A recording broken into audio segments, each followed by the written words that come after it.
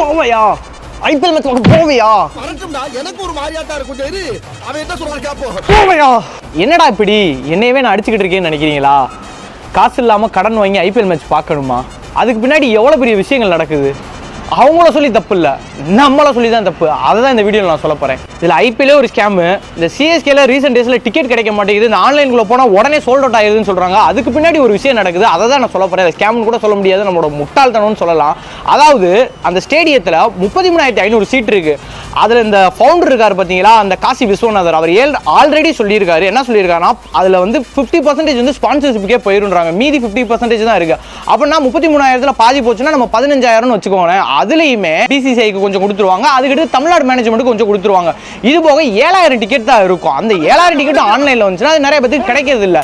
இதில் வேற பிளாக்ல டிக்கெட் கிடைக்குது. அந்த பிளாக்ல உள்ள டிக்கெட் எப்படி கிடைக்குதுன்னா, இந்த ஸ்பான்சர்ஷிப் கொடுக்குறாங்க பார்த்தீங்களா, அவங்க தான் வந்து அதை வாங்கிக்கிட்டு பெரிய பெரிய அமௌண்ட்ல வித்துடுறாங்க. இல்லை நடுத்தரவாதி நம்ம என்ன பண்றோம் பார்த்தீங்களா,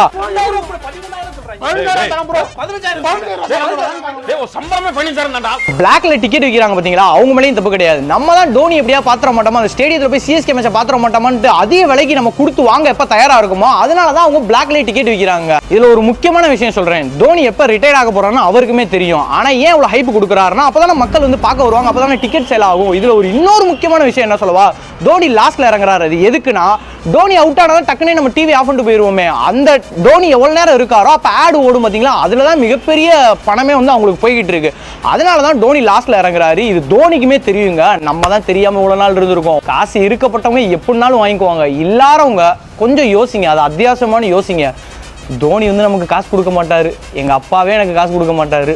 அப்ப போய் வேலைக்கு போய் சம்பாரிச்சு அந்த காசு இல்ல போன் வாங்கி கொடுக்கணும்னு கேட்கிறேன். போன வருஷம் இப்ப என்னடா என்ன வந்து கேட்டுக்கிட்டு இருக்க, என்ன நக்கலா இருக்கா என்னைய பார்த்தா உனக்கும் உங்க அம்மாளுக்கும்?